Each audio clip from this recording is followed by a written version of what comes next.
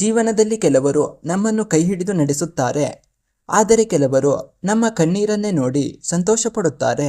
ನನ್ನ ಜೀವನದಲ್ಲಿ ನನ್ನ ಕಣ್ಣೀರನ್ನೇ ನೋಡಿ ಸಂತೋಷಪಟ್ಟವರೇ ಹೆಚ್ಚು ಸಿಕ್ಕರು. ಚಿಕ್ಕ ವಯಸ್ಸಿನಲ್ಲೇ ಅಪ್ಪ ಅಮ್ಮನನ್ನು ಕಳೆದುಕೊಂಡೆ. ಆ ದಿನ ನನ್ನ ಜೀವನದ ಬೆಳಕು ಕತ್ತಲಾಯಿತು. ಅಮ್ಮನ ಮಡಿಲಿನ ಪ್ರೀತಿ, ಅಪ್ಪನ ಭರವಸೆ ಒಂದೇ ಕ್ಷಣದಲ್ಲಿ ದೂರವಾಯಿತು. ನಾನು ಅನಾಥಲಾದೆ. ಅದಾದ ನಂತರ ದೊಡ್ಡಪ್ಪ ಮತ್ತು ದೊಡ್ಡಮ್ಮನ ಮನೆಯಲ್ಲಿ ಆಶ್ರಯ ಸಿಕ್ಕಿತು. ಆದರೆ ಅದು ಮನೆ ಮಾತ್ರವಾಗಿತ್ತು, ಮನಸ್ಸಿನ ಆಶ್ರಯವಾಗಿರಲಿಲ್ಲ. ದೊಡ್ಡಮ್ಮ ನನ್ನನ್ನು ಮನೆಯ ಮಗಳಂತೆ ನೋಡಲಿಲ್ಲ, ಮನೆಯ ಕೆಲಸದವಳಂತೆ ನೋಡುತ್ತಿದ್ದಳು.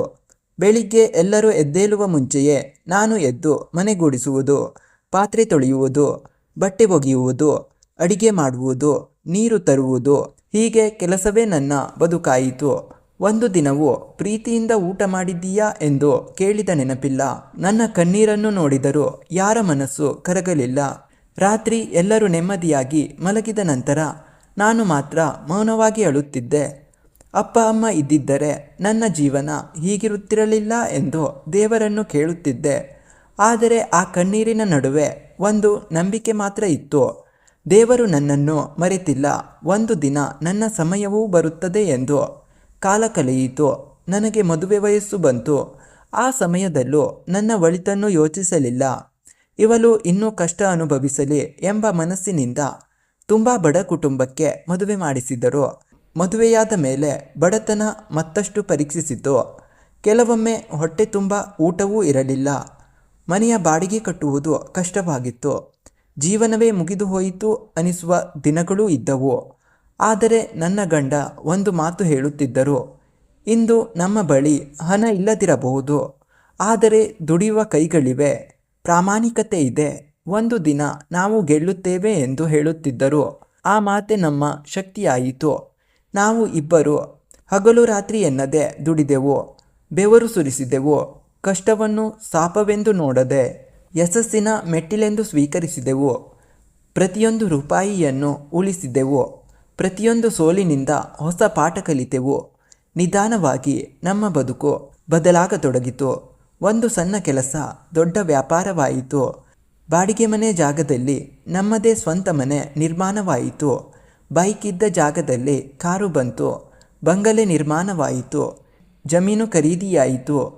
ಒಮ್ಮೆ 2 ಹೊತ್ತಿನ ಊಟಕ್ಕೂ ಕಷ್ಟಪಟ್ಟ ನಮ್ಮ ಕುಟುಂಬ ಇಂದು ಹಲವರಿಗೆ ಉದ್ಯೋಗ ಕೊಡುವ ಮಟ್ಟಕ್ಕೆ ಬೆಳೆಯಿತು. ಇದನ್ನೆಲ್ಲ ನೋಡಿ ಆಶ್ಚರ್ಯಪಟ್ಟವರಲ್ಲಿ ದೊಡ್ಡಮ್ಮ ಕೂಡ ಒಬ್ಬಳು. ಒಮ್ಮೆ ಮನೆ ಬಾಗಿಲಿನ ಹೊರಗೆ ನಿಲ್ಲಿಸಿ ಮಾತನಾಡಿಸುತ್ತಿದ್ದವಳು, ಒಳಗೆ ಬರಬೇಡಿ ಎಂದು ಹೇಳುತ್ತಿದ್ದವಳು, ಇಂದು ನಮ್ಮ ಮನೆಗೆ ಬಂದಾಗ ಗೌರವದಿಂದ ಕುಳಿತುಕೊಳ್ಳಬೇಕಾದ ಪರಿಸ್ಥಿತಿ ಬಂದಿತ್ತು.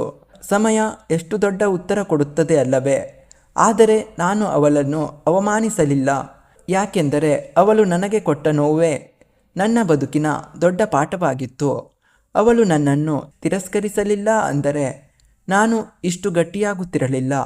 ಅವಳು ನನ್ನನ್ನು ಅವಮಾನಿಸಿರಲಿಲ್ಲ ಅಂದರೆ ಯಶಸ್ಸಿನ ಹಸಿವು ನನ್ನೊಳಗೆ ಹುಟ್ಟುತ್ತಿರಲಿಲ್ಲ. ಆದ್ದರಿಂದ ನಾನು ಪ್ರತೀಕಾರ ಮಾಡಲಿಲ್ಲ, ಗೌರವದಿಂದ ಮಾತನಾಡಿದೆ. ಯಾಕೆಂದರೆ ಹಣ ಮನುಷ್ಯನನ್ನು ದೊಡ್ಡವನನ್ನಾಗಿಸುವುದಿಲ್ಲ, ಕ್ಷಮಿಸುವ ಗುಣವೇ ದೊಡ್ಡವನನ್ನಾಗಿಸುತ್ತದೆ. ಇಂದು ಹಿಂತಿರುಗಿ ನೋಡಿದಾಗ ನನ್ನ ಕಣ್ಣಲ್ಲಿ ಕಣ್ಣೀರು ಬರುತ್ತದೆ. ಆದರೆ ಅದು ದುಃಖದ ಕಣ್ಣೀರಲ್ಲ, ಗೆಲುವಿನ ಕಣ್ಣೀರು. ಒಮ್ಮೆ ಅನಾಥಲಾಗಿದ್ದ ನಾನು ಇಂದು ನನ್ನ ಕುಟುಂಬದ ಹೆಮ್ಮೆಯಾಗಿದ್ದೇನೆ. ಒಮ್ಮೆ ಅವಮಾನ ಅನುಭವಿಸಿದ್ದ ನಾನು ಇಂದು ಗೌರವದಿಂದ ಬದುಕುತ್ತಿದ್ದೇನೆ. ಒಮ್ಮೆ ಬಡತನ ನನ್ನ ಮನೆಯ ಬಾಗಿಲು ತಟ್ಟಿತ್ತು. ಇಂದು ಅದೇ ಮನೆಯ ಬಾಗಿಲಿಗೆ ಸಂತೋಷ, ನೆಮ್ಮದಿ ಮತ್ತು ಸಮೃದ್ಧಿ ಬಂದಿದೆ. ಈ ಕಥೆಯ ಜೀವನ ಪಾಠವೇನೆಂದರೆ, ಬಡತನ ಶಾಶ್ವತವಲ್ಲ, ಶ್ರೀಮಂತಿಕೆಯೂ ಶಾಶ್ವತವಲ್ಲ. ಶಾಶ್ವತವಾಗಿರುವುದು ನಮ್ಮ ಪರಿಶ್ರಮ, ಆತ್ಮವಿಶ್ವಾಸ, ಪ್ರಾಮಾಣಿಕತೆ ಮತ್ತು ದೇವರ ಮೇಲಿನ ನಂಬಿಕೆ ಮಾತ್ರ. ಇಂದು ನಿಮ್ಮನ್ನು ನೋಡಿ ನಗುವವರನ್ನು ನೋಡಿ ಅಳಬೇಡಿ. ಒಂದು ದಿನ ನಿಮ್ಮ ಯಶಸ್ಸನ್ನು ನೋಡಿ ಅವರೇ ಚಪ್ಪಾಳೆ ತಟ್ಟುವ ಸಮಯ ಬರುತ್ತದೆ. ಸಮಯ ಯಾರನ್ನೂ ಶಾಶ್ವತವಾಗಿ ಕೆಳಗಿಡುವುದಿಲ್ಲ. ಕಷ್ಟವನ್ನು ಸಹಿಸಿ ಮುಂದೆ ನಡೆದವರ ಕೈಯಲ್ಲಿ ಒಂದು ದಿನ ಯಶಸ್ಸು ಖಂಡಿತವಾಗೂ ಸಿಗುತ್ತದೆ. ಸ್ನೇಹಿತರೆ, ಈ ಕತೆ ನಿಮಗೆ ಇಷ್ಟವಾಗಿದ್ದರೆ ಲೈಕ್ ಮಾಡಿ, ಶೇರ್ ಮಾಡಿ, ಕಮೆಂಟ್ ಮಾಡಿ. ಇನ್ನಷ್ಟು ಮನಮುಟ್ಟುವ ಕಥೆಗಳಿಗಾಗಿ ಸಬ್ಸ್ಕ್ರೈಬ್ ಮಾಡೋದನ್ನು ಮರೆಯಬೇಡಿ. ಧನ್ಯವಾದಗಳು.